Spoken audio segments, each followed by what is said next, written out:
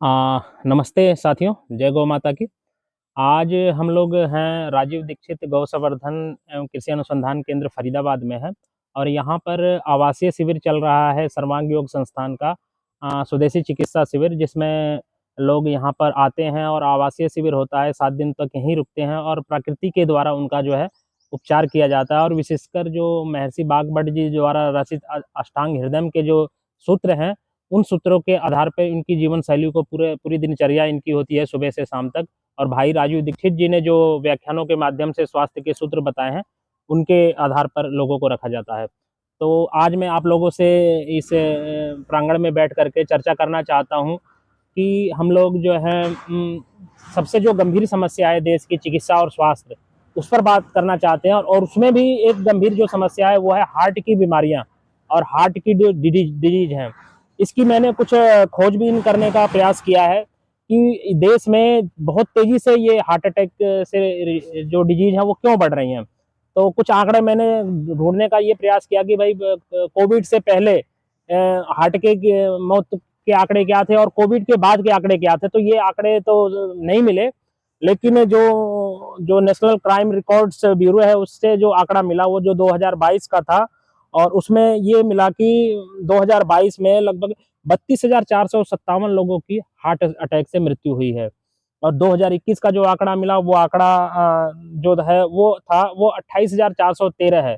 तो 2021 से और 2022 के बीच जो आंकड़ा है उसमें लगभग 12.5 से 13% वृद्धि देखी गई है। मतलब तेजी से ये मामले बढ़ रहे हैं। और जो गंभीर बात है, मैं आप लोगों को बता दूं, जिसके परिवार का नौजवान व्यक्ति चला जाता है वो एक पूरा परिवार बिखर जाता है।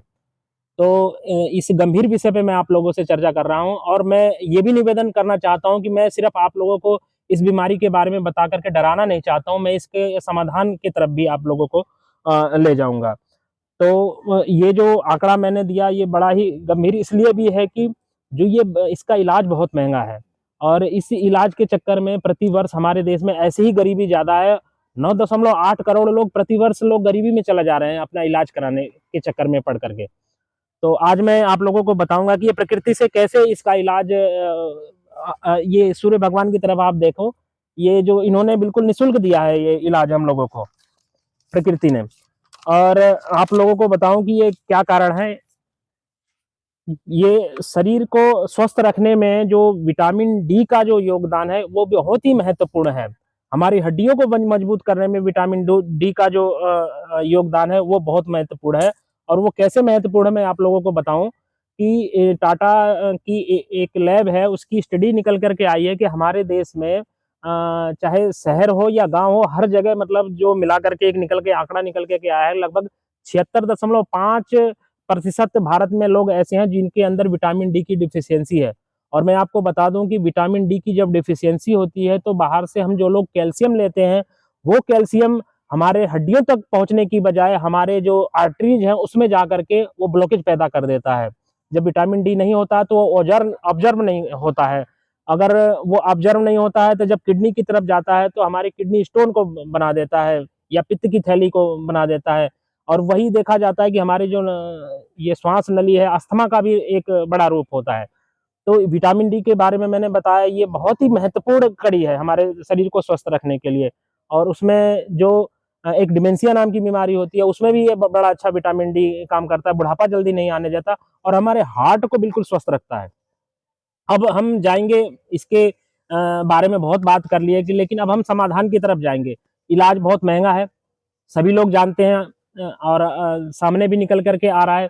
हमारे पास कितना पैसा है, हम अगर किसी रिश्तेदार की या किसी परिवार में या किसी दोस्त की अगर करना चाहें तो पैसे से थोड़ा बहुत कर सकते हैं, लेकिन इसका इलाज इतना महंगा कि हम नहीं कर पाते हैं।